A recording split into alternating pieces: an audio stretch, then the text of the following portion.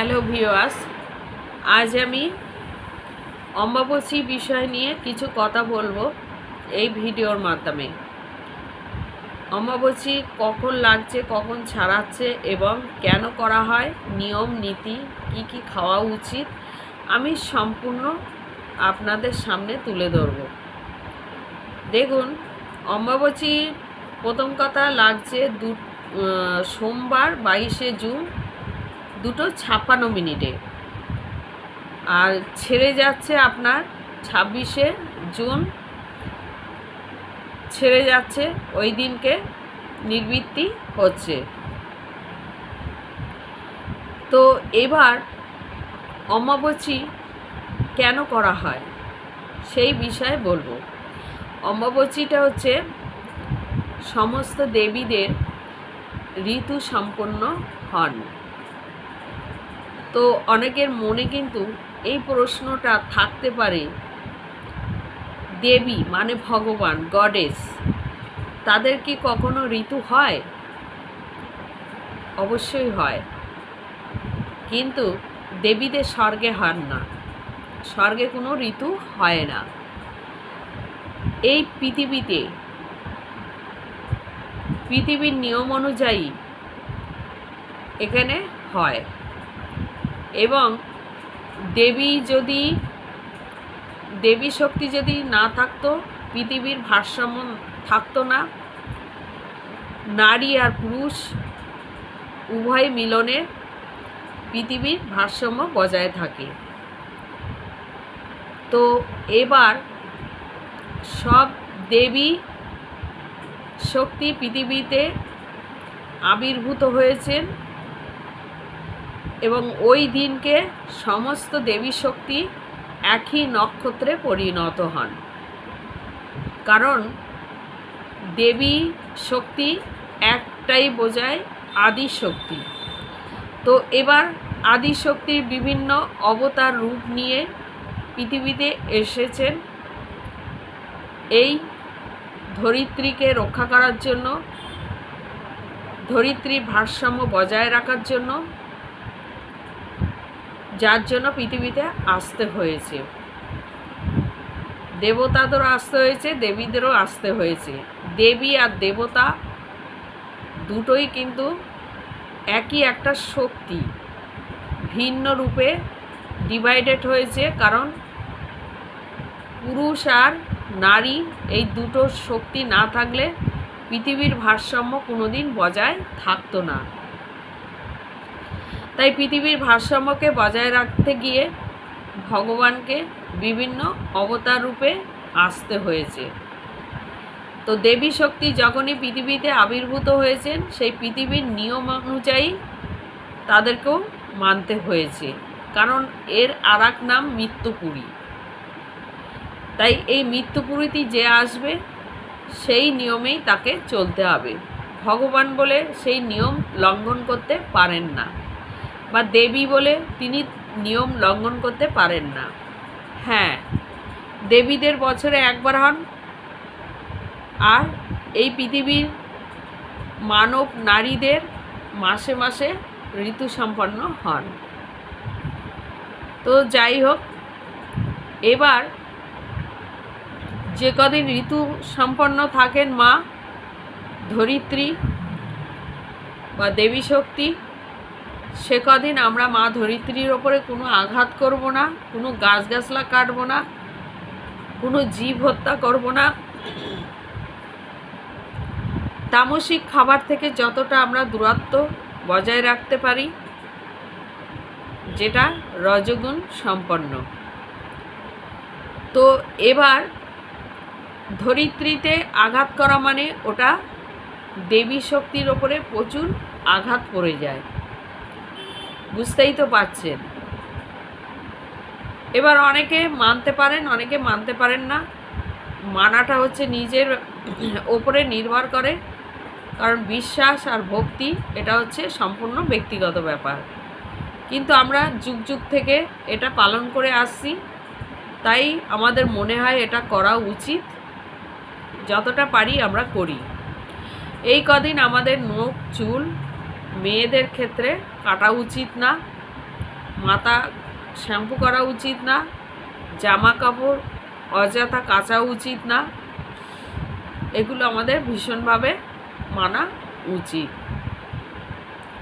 এবং ঘরে নারকেল যে ঝাড়ুগুলো হয় এই ঝাড়ু দিয়ে ঝাড়ু দেবেন না। যদি ফুল ঝাড়ু থাকে ফুল ঝাড়ু দিয়ে ঝাড়ু দিতে পারেন, নারকেল ঝাড়ু ব্যবহার করবেন না। এগুলো অবশ্যই মানবেন। আর যারা মানে ধরুন যারা অনেকে বলে যে সধবা ব্যক্তিরাই শুধু করতে পারে, না বিধবা ব্যক্তিরা এরা করতে পারে। এটা সধবা বিধবা বলে কোনো কথা নেই। মা তো নিজেই সধবা। যিনি ঋতু সম্পন্ন হচ্ছে তিনি তো নিজেই সধবা। তাহলে এখানে বিধবা সধবাদের মধ্যে কোনো তফাৎ থাকে না, নিয়ম সবার জন্য সমান থাকে। যাদের যে সমস্ত নারীদের ঋতু সম্পন্ন তাদের জন্য সবার জন্য এটা নিয়ম একই থাকে, করা উচিত। এবার কি খাওয়া উচিত? এই সময় আম, দুধ, কাঁঠাল এগুলো যদি বেশি পরিমাণে খান, অনেক সময় আমাদের অনেক কঠিন রোগ থেকে মুক্ত করে, বা এই সময় কিছু তো একটা এর গুণাগুণ আছে যেটা আমাদের কঠিন রোগ বা সাপে কাটার হাত থেকে এটা বাঁচিয়ে দেয়। এটা আমাদের শাস্ত্র কথা। আর একটা খুব ভাইটাল কথা আমি বলবো, যারা তন্ত্রমন্ত্র করে তাদের জন্য আমি বলবো, এই দিনকে মানে এই কটা দিন আপনারা কোনো তন্ত্রক্রিয়া করবেন না, খারাপ ক্রিয়া করবেন না। কারণ এই সময় দেবী শক্তি আর দেবতা মানে দুজনা আলাদা থাকেন। আর ঋতু অবস্থায় যদি কোনো খারাপ কাজ করেন, তন্ত্রক্রিয়া করেন, দেবীর মহারোষে বা কুদৃষ্টি এমনকি বক্রদৃষ্টি পড়ে যেতে পারে। খারাপ একটা দৃষ্টিতে পড়ে, যে দৃষ্টিটা জীবনেও আপনি মুক্তি পাবেন না, কোনো দিনই মুক্তি পাবেন না। ওই সময় যদি কোনো খারাপ ক্রিয়া করেন, দেবীর কুদৃষ্টি থেকে আপনি কোনোদিন মুক্তি পাবেন না।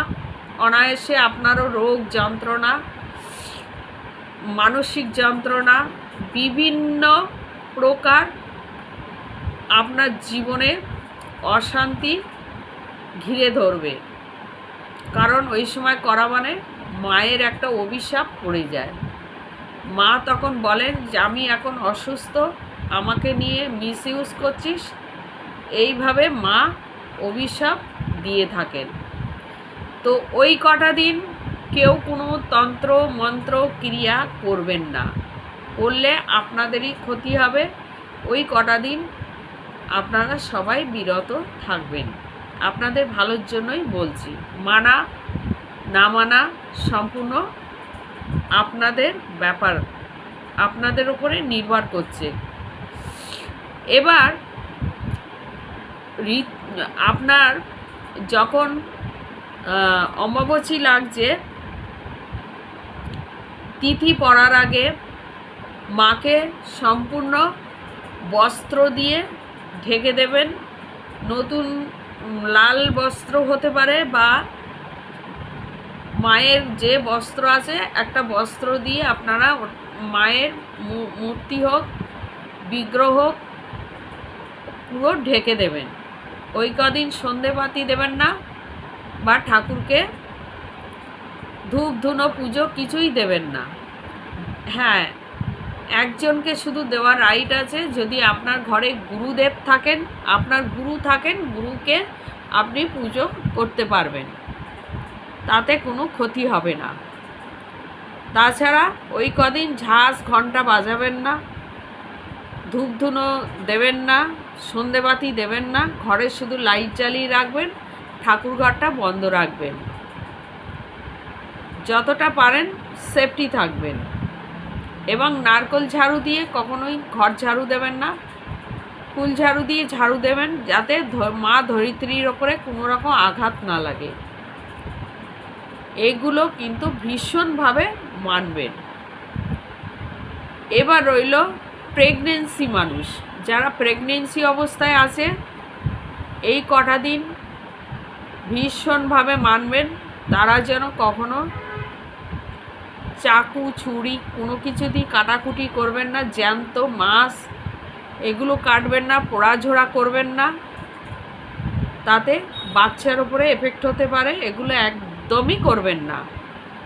এই কটা দিন খুব ভালোভাবে চলবেন, শুদ্ধভাবে চলবেন, দেবী শক্তির আশীর্বাদ পাবেন তাতে। এবার নিবৃত্তি হয়ে যাবে যেদিনকে 26শে জুন, ওই দিনকে মায়ের যে বস্ত্রগুলো দিয়ে ঢাকা হয়েছিল এবং মায়ের যে কাপড় পরানো আছে সেই সমস্ত কাপড় সমস্ত কিছু নিয়ে জলে অর্পিত করতে পারেন, বা কিছু কাপড় আপনারা ঘরের জন্য রাখতে পারেন, কারণ এটা আমরা শুভ বলে মনে করি।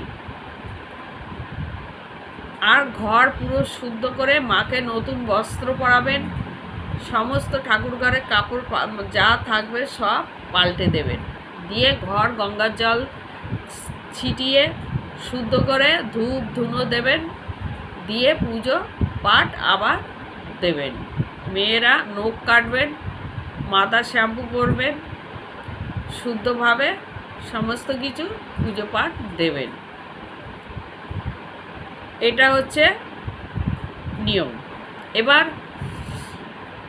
এটা যতটা আপনারা মানতে পারবেন আপনাদের জন্য ভালো, কারণ অমাবস্যাটা সত্যি একটা খুবই গুরুত্বপূর্ণ।